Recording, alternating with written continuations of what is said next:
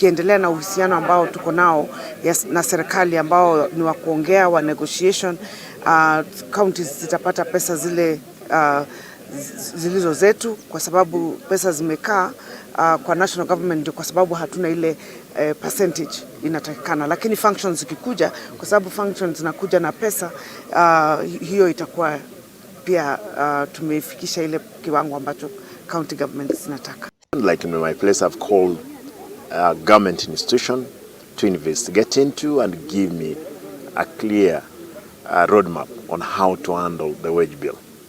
Leave about the wage bill, even the pending bills. Some counties here, they have pending bills close to 5-6 billion. And the requirement from the Treasury is that you should pay the pending bills first, which cannot, it cannot be untenable. Going forward, the national government and Treasury will be able to really send money on time to the counties. We've also questioned on the need of automating how money comes to the county governments.